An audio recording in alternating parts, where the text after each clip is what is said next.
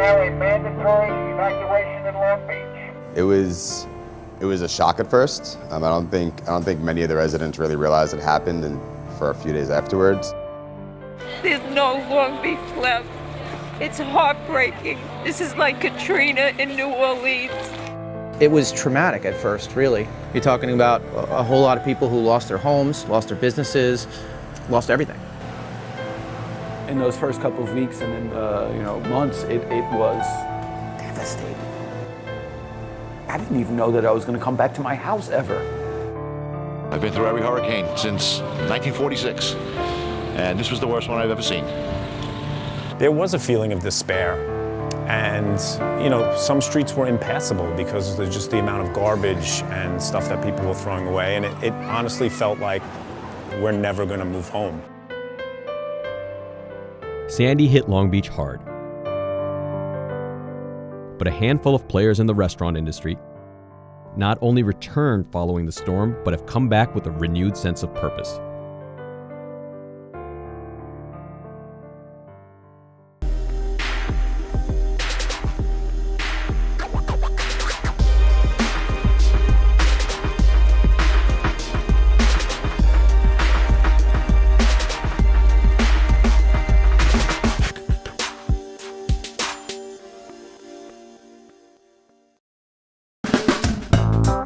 Meet the comeback kids of Long Beach.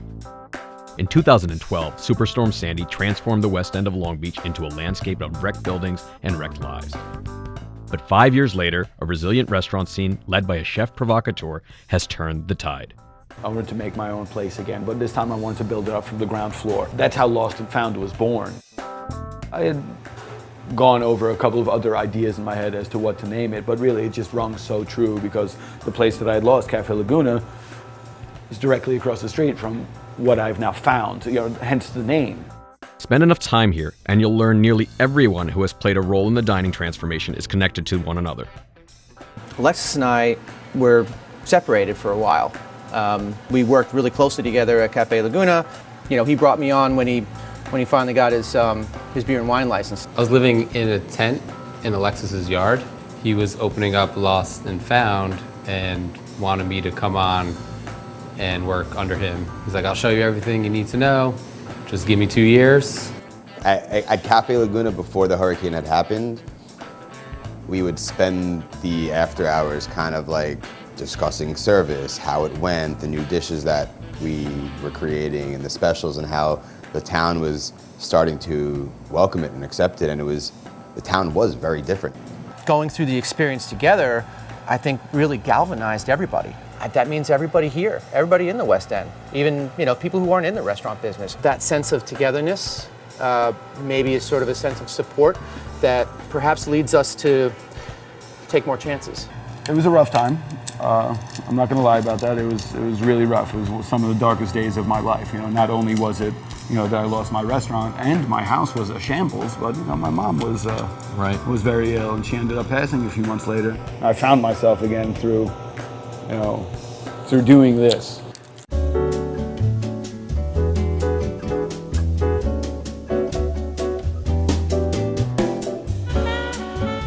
Alexis Troll, a rough-bearded nonconformist who has called Long Beach home since the first grade, holds court with small plates and big ideas. I had this longing and desire to host a little place of my own. The ability to be part of it, of the rebirth. It was too much of a siren song for me to not answer it. The place features wood salvaged from houses destroyed by Superstorm Sandy, inherited artwork, a rustic wall of taxidermy, and an intimate 4-seat chef's counter. People, I think, for one, are drawn to the size, the kind of comfort, the homey lodge feel, and are also drawn to the little bit of experimentation that goes on in the kitchen. You're playing not necessarily with people's emotions, but what people's expectations are. They don't know the food, I guess. Not only is it about flavor and visual appeal, but it's about textural appeal and balance. Alexis is not shy about slipping atypical foods onto the plates of diners in ways they are not likely to notice. I do want to be an agent provocateur. I do want to kind of thrust upon people that there's more to food than just what everybody's used to eating.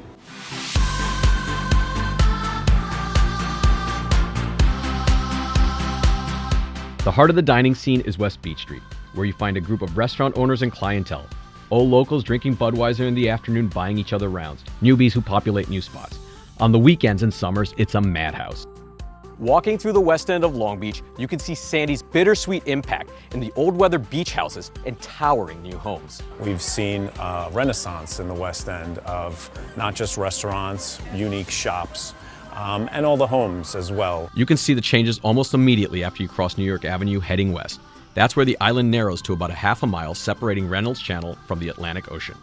Many of the original houses have been replaced by million-dollar homes, bringing with them new families and wealthy owners, many from the city, who are quickly transforming this part of Long Beach from a summer haunt to a year-round community.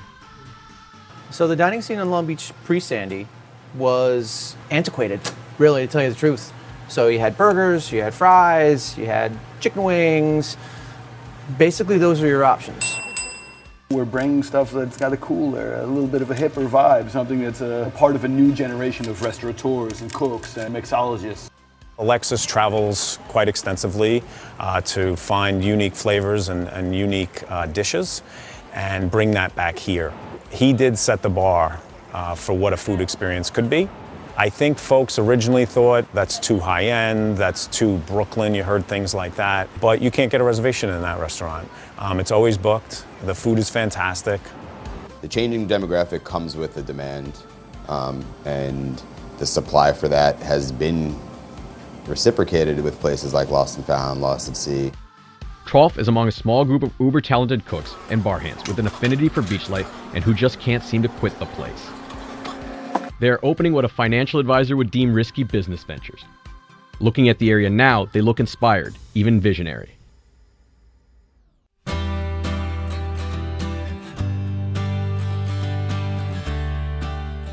Alexis and I both, had serious damage to our homes, as well as we lost that restaurant.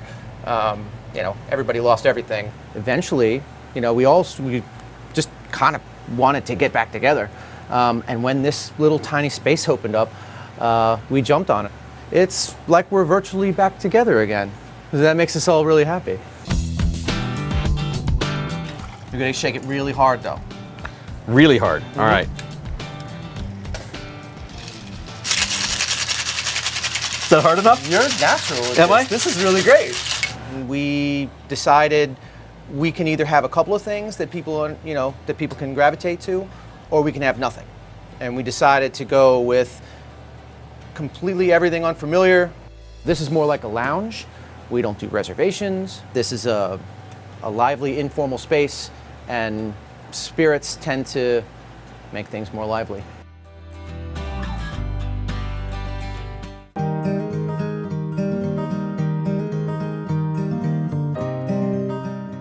There you go, my man. Enjoy it. Creative genius. Artistic genius. For me, he was very intimidating. I looked up to Alexis. I really respected his knowledge and how much extra time he put towards learning about food. He's largely self-taught, and so that's admirable. I think most cooks aspire to have their own place. You work 12 hours, you want to really enjoy where you're going to be. If we're going to do something like this, location is everything. Do it where you have the most friends, There wasn't really a cafe that took on the European side of things, of marrying creative dishes with familiar favorites, and that really lacks attitude. I think Black and I were like, this has to be what we do. It's not just about a business for them. They really love what they do. They really love providing what they feel is a service of good food, and to know where it all came from, and built a following before they even opened their store. How we doing? Welcome. How you liking Long Beach so far? How important is it for you guys to have just more than bread on the menu? Oh, bread alone doesn't cut it. You have to offer other options, and we're cooks at heart, so we want to stay active in making food. Bread's fun and all, but it's more fun when you can make it into something different.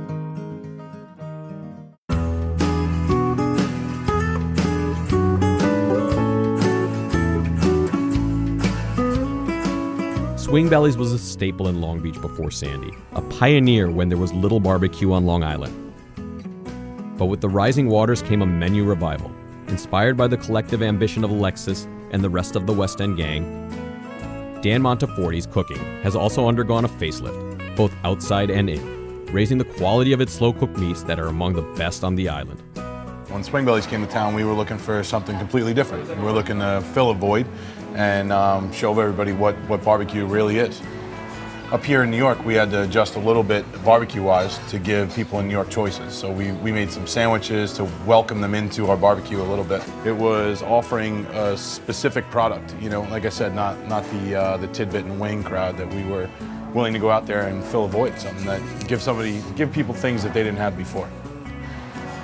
Alexis, he worked here for a while. I worked with him. His ingredients that he uses over there at Lost and Found are, you know, top notch. When you have somebody down the street putting out a product like he is, it makes everybody kind of want to hopefully elevate to that level. We'd have people come from all over parts of the island, from upstate New York, and it worked out real well for us.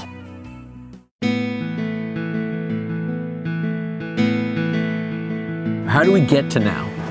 Long Beach is not just about the beach anymore. It's just a great vibe, and there's a pulse here. So where else to have a great restaurant scene than a city like Long Beach? A lot of people are realizing Long Beach is a destination, aside from just a drinking town. Now it's like there's some shops and there's some really good food and a clean beach and some cool places to stay. People are, once again, happy to be here. But through this process of rebuilding, we've come back, I think, stronger and better, and with a keener eye towards the future, which is this changing of the guards here. I'll tell you one thing, I've got all new refrigerators and stuff with all the compressors on top around here, not on the bottom. I think we felt that that group was going to be a part of it because we wanted something different than another bar. Is Long Beach reached its peak, or? No, we're still on the incline. It's like natural progression of a good family tree. You lay the roots down and then you grow from it. And I think we all just want to grow here, You learn, you rebuild, and you try to pick up the pieces and put it back together. And that's, I think, what the community at large has done.